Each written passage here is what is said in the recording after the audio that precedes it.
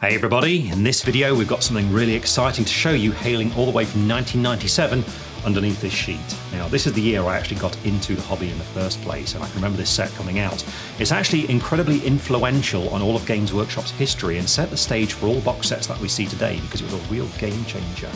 Now it's still in its cellophane, it even has its price tag on it, and I think we're all going to be shocked at how expensive this set is. Now I am of course talking about none other than the Chaos Warrior Regiment.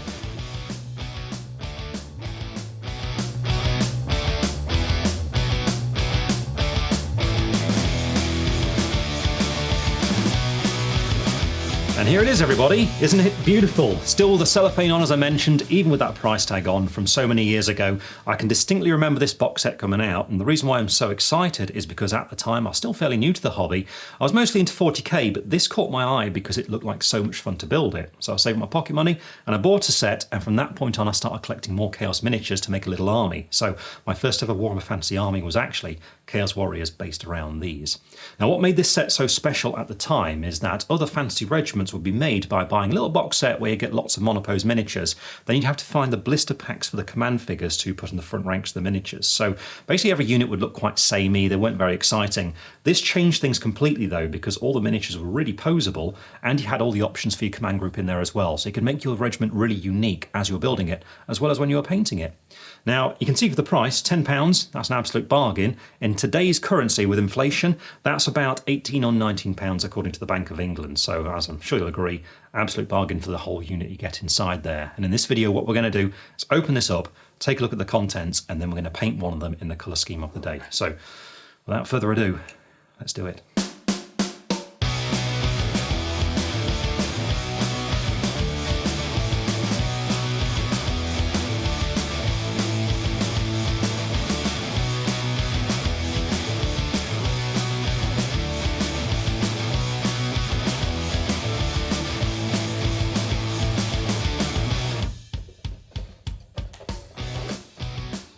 Smells like 1997. Right, big moment. Here we go.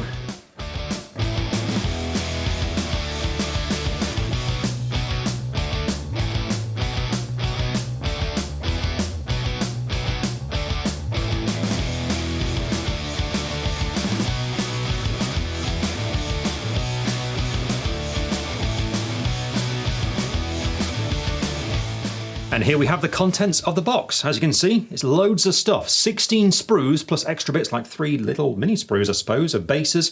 We've got a movement tray for the unit too, and we've got a blister pack with the metal components for the command group, like the standard bearer, the leader, those sorts of things. And you can see too, it's a totally different approach to what you get nowadays. In a modern kit, what you'll have is a large sprue that's been broken up into 3 pieces or so, but in this set, what you have is all these little small sprues dedicated towards a particular component. So, for example, we've got bodies just there, shields, we've got legs, we've got arms, we've got heads, we've got the other arms, we've got some accessories too. And what they do is put these little sprues in different combinations in different sets where they were needed. So with Chaos Knights, for example, you wouldn't get the legs because instead you'd have metal legs to go on the horse, but it'd be the same bodies, shields, arms, that sort of thing. Really interesting way of approaching it, but you can see it didn't last this way for very long before they started going into the larger sprues. But anyway, what I'm going to do now is build one of these bad boys, and then when we come back we'll paint him in the colour scheme that's on the front of the box. So I'll see you at the desk.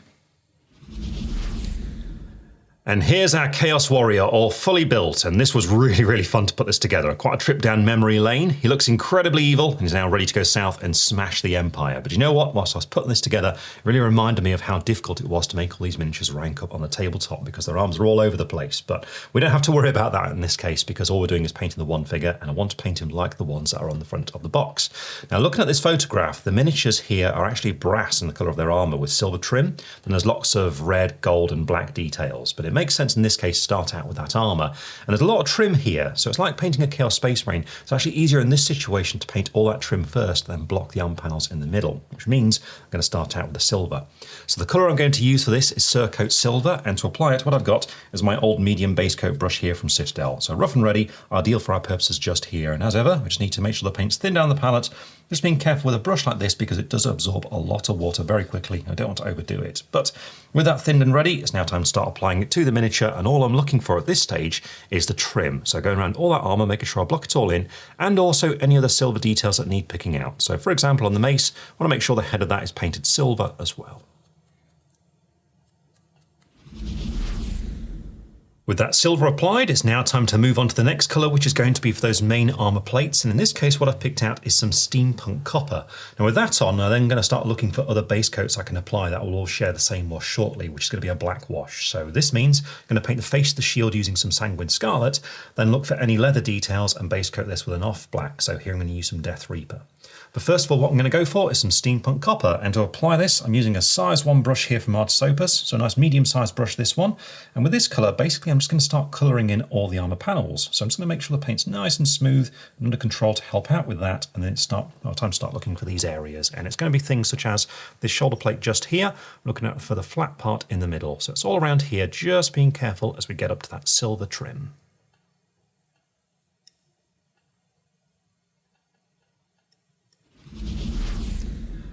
With all that done, it's then time to move on to the face of the shield, and here I'm using some Sanguine Scarlet, and with this I'm just looking at painting the field of it, so around the Chaos Star just here. And with that done, finally I'm going to move on to some Death Reaper, and this is first of all going to be for any leather details, and there's a leather strap just at the back of the armour around here, but also going to use it to paint the back of his shield and the haft of the mace just around here. And with that, the base coats that are all going to share a black wash have been applied, so it's time to put on the black wash. And here I'm going to use some Oblivion black wash, and because it's going over the whole miniature, I'm going to go for a great big brush here. So I've actually got a medium shade brush from Citadel. With this, it's a matter of just getting a really generous amount on the brush and then applying it straight to the model.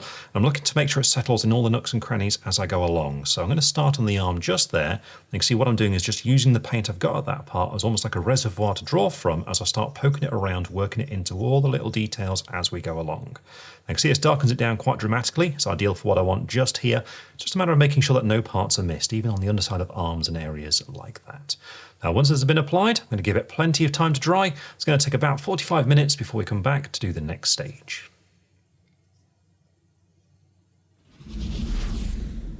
Now that the black wash is completely dry, it's time to move on to the gold. And on the box artwork, they've got a really lovely rich gold here. So to emulate it, what I'm going to do is base coat the gold here using some dragon's gold. Then for the wash, I'm going to go for some flesh wash, and this will give it a really nice warmth. But we need to start out with that base coat. So some dragon's gold, sticking to my size 1 brush for the application of this. And for the most part, this is going to be on the shield, but also the pommel of his mace is something I'm going to pick out with this colour too. So all of it's quite delicate. So for that reason, just make sure it's under control on the palette, and then it's time to look for those areas. So on the shield, it's going to be the trim and the Chaos Star in the centre. So around here, just approaching it using the side of the brush mostly so it doesn't fall down onto that red on the field beneath it. So you see, always painted on there like that. As for the pommel, what I'm talking about is this little round part just down here. So I'm going to be sure to base coat this as well.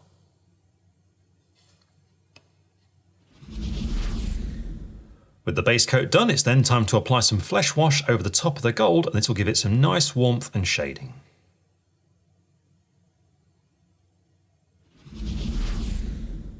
With that wash dry, we're now going to return our attention back onto that armour, because here what I want to do is just bring some of that shine back to it a little bit. So I'm going to glaze it using Steampunk Copper once again, just deliberately avoiding certain areas. And so to do this, what I'm going to do is thin it right down on the palette using a slightly smaller brush now. I've switched down to a size 0 here from Artisopus for this, and what I'm doing is going to add water to it and make it quite runny and quite thin, looking for this sort of consistency just here. And then I just need a small amount on the brush, and I'm just going to use this to apply a thin layer onto the armour. So if we take a look at the shoulder plate just here, I'm going to be careful to avoid the darker areas in the corner where more of that wash settled, but I'm just going to thinly apply it onto the flat in the middle. You see what this does is just brings that shine back to that area and just evens out that colour.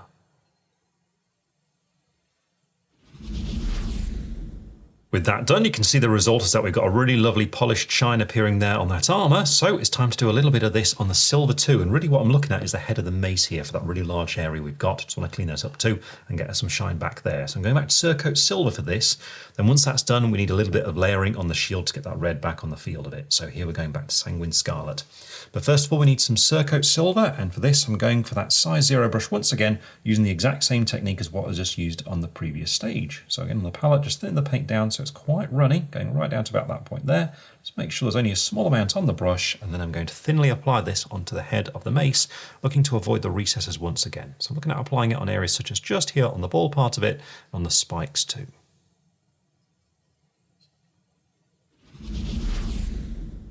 Now that we've got that shine back on the mace head, it's time to turn our attention to the shield because the main field of it needs some layering. So here I'm going to use some Sanguine Scarlet, and with the same brush I'm just going to reapply this, but this time carefully, looking for these central parts where it's a bit more open. So I'm just being really careful to avoid the recesses as we make that chaos start and the trim. This way we're getting that nice red back on these areas.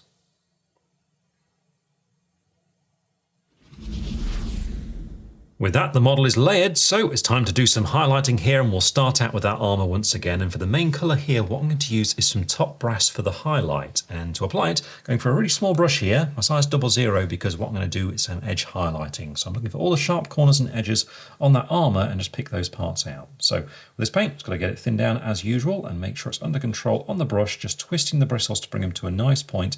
And then it's time to start looking for all those corners and edges, such as around the hand just here. You can see we've got a few going up the arm. So I'm just going to use the tip of the brush looking for these edges and just very carefully run along them. So for example, just following the edge down there for a nice highlight along there.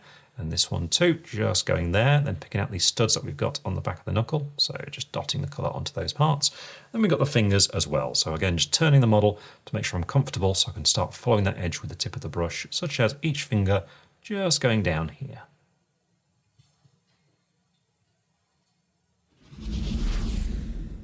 And with that done, you can see now we've got a really nice highlight on the armor plating, but we do still need to highlight the trim and all the silver detail that appears on the mace as well. So we're going to move on to that now with a highlight using some Mythril Blade, so a really nice bright silver.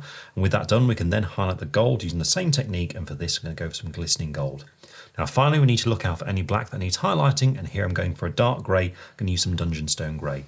But first of all, I need some Mythril Blade, and I'm using the same brush here, the size 00, because basically I'm going to be doing the same technique, except now we're mainly looking for all that trim and the weapon too. So make sure the paint's nicely thinned, just like before, and under control. Then it's time to start looking for those edges. Now when it comes to the banding trim that we got on the miniature, I'm actually going to approach a lot of it using the side of the brush. So a bit of a funny angle like this, you can see I'm just making sure I'm comfy, and then just making sure I follow that edge round using the side of the brush just in this skimming motion. This way I get a nice highlight really quickly and really easily on edges such as that. Always moving the model around, making sure I'm comfortable and applying it in that motion. As for the inside, however, this is where the tip of the brush is going to be needed. So I'm just going to make sure I'm really nice and steady, just carefully move in, and with that downward motion, just follow that edge all the way around.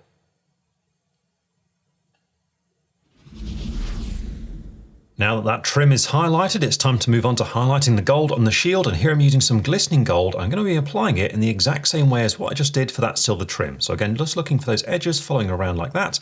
On the inside edge, just switching to the tip of the brush and just being really careful in the application so as to get as narrow a line as possible going around the inside edge.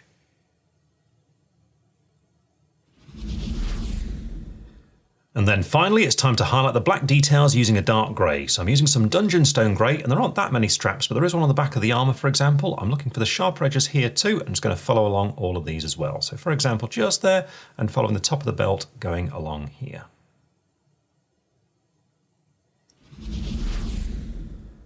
And with that, all these colours are now highlighted, and the Chaos Warriors really come on a long way, but we still need to paint those horns in, so it's now time to do that. And what I want to do here is paint them more in the style of what they do back in the day, which means we're going to start out by base coating them, and here I'm going to use some Skeleton Legion, and then highlight them straight away, and here I'm going to use some Vampire Fang. Now once that's all on there, we'll use some washes to actually get the shading on there and the staining of the colour, but we do need to start out with that base coat. So some Skeleton Legion I'm going to use here, applied to my size 1 brush, and with this colour, I'm just looking at purely base coating all of the horns. So as usual, I'm just going to make sure the paint's thinned down and ready, and then it's time to start applying it, just being careful of all the surrounding details, especially those shoulder plates, which are actually very close to these. But really, it's just a matter of getting a smooth base coat at this stage.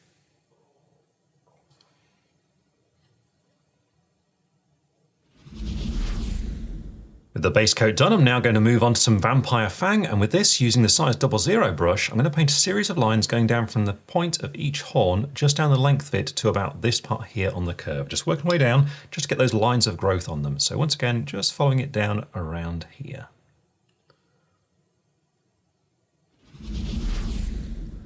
I'm happy with the lines there on the horns, so now it's time to do some shading, and for this we're just going to use some washes but put them on thinly to stain the horns, getting progressively further down towards the base of them.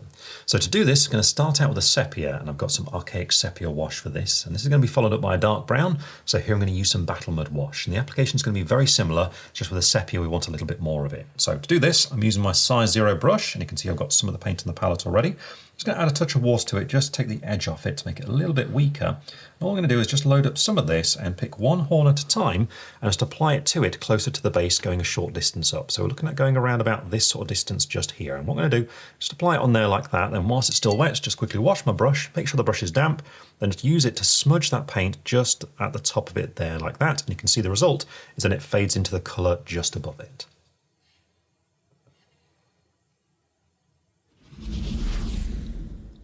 With that done, you can see now we're building up that almost tobacco-like colour towards the base of the horns, and so what we now need to do is take it a little bit further with a dark brown wash. So I'm using some battle mud wash here, so again slightly thinned down with just a little bit of water, and using the same brush, and I'm going for the same technique, only this time focusing it right at the base of the horns. So just a little bit of that wash in that area just there, and again wash your brush, just make sure it's damp, and just use it just to smudge that colour so it fades into the sepia above it. And with that, the Chaos Warrior is now painted, but we do still need to do his base. And unusually for models of this era, the Chaos Army actually didn't have just goblin green bases with green sand, basically dry brush with a yellow. Instead, what they have is more of like a dark colour scheme here. That's more representative of the Chaos Waste. So that's what we're going to do here. Still, to do it, it does mean starting out with sand. So the first thing to do is to paint the surface of the base using some PVA glue. With that on there, the next thing is to dip the model into a tub of sand, and then it's a matter of just letting it dry. The glue is now dry, so it's time to get some colour on the sand here, and for that Chaos Waste's appearance, what I'm going to start out with is an off black. So I'm going to use some Death Reaper again. To apply it, what I've got is an older regiment brush from the Army Painter, so good sort of size for the kind of thing I'm doing here. Whenever you're soaking colour into sand though, just change brush as is appropriate as we work around the feet or the cloak or whatever of your miniature. But the trick is to make sure this is really, really thin down, so make it super runny. See, I'm adding tons of water to it, getting it very, very thin. And then it's a matter of just loading up a generous amount onto your brush and just letting it soak into the sand. So around here, for example, just start dotting it on and just letting it run into that sand there like that, and then give it plenty of time to dry, which will take a little bit of time. So I'm going to leave it for about half an hour before we continue.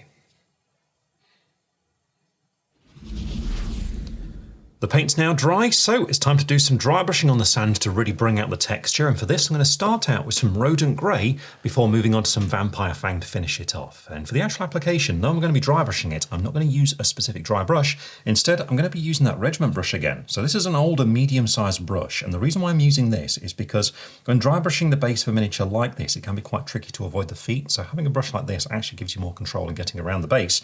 It does mean, however, over time this brush is going to become a little bit mangled, so I just tend to keep one in my collection specifically for this purpose because it works out quite nicely when you do it. Basically, you just got to work the paint into your brush as usual, but sort of a bit more sideways like this, just going back and forth until you're getting about this sort of appearance here in the texture of the paper. And then with it, just start brushing it in the same sort of way on the texture of the sand. So around here, for example, just start going back and forth, and you can see we get that colour catching the raised texture, but it's really easy to manoeuvre around the feet of the miniature.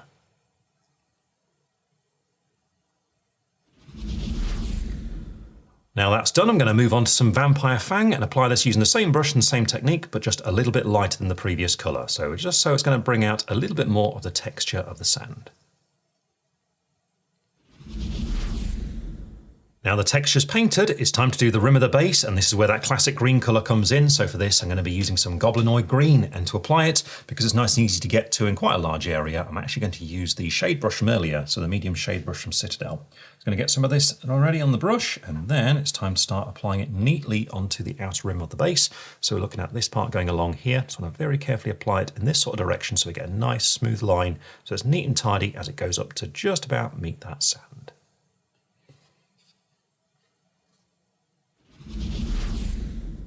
With that base rim painted, you can see now the classic greenish colour really sets this model as one from the 90s. But there's one more thing still to do, that is to add a few little clumps of static grass onto the base to break up that quite dark colour. And to do this, I'm going to be using a sort of medium to darkish kind of green. And what I want to do is just use some PVA glue to stick it on. So I need some PVA glue first of all. To put this on, I'm going to be using that regiment brush once again. So that same old one I used earlier. I'm just going to get a small little dab of this on the brush, and then it's a matter of just picking a spot on the base to put it. So, for example, just putting it on the back around about here, and you don't have to think about it too much. just get a little blob on there and start poking it around so you get a nice random shape to it. So there's something like that. And then once you're happy, it's time to put the grass onto it. Now I find the best way to do this is to use some tweezers. So using the tweezers, it's quite easy just to pick up a small amount of this grass. So just there like that. And then it's a matter of just popping it onto the base, onto the glue. So just there, for example, just drop it on, push it around and poke it into that glue. And once you're done, just tap off the excess back into the pot of the static grass. Now with this done, it's a matter of just putting on a few more clumps until you're happy. And with that, the Chaos Warrior will be complete.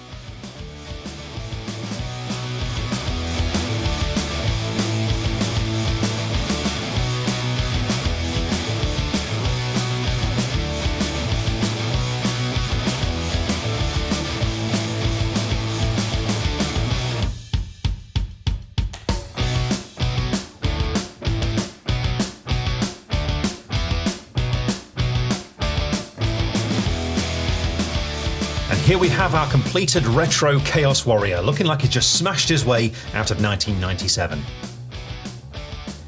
So I found painting this miniature really fun, and I loved opening up that box for the first time, just taking off the cellophane, seeing all the old parts and how different it was at the time. But it does make me wonder what it'd be like to paint a modern Chaos Warrior in this sort of colour scheme, because I think it looks really cool. So maybe I might experiment with that at some point. But anyway, really hope you've enjoyed this video and this trip down memory lane. And if you are interested in this sort of retro stuff, then I definitely encourage you to look up Oldhammer and Middlehammer on the internet. But anyway, we'll see you again very soon.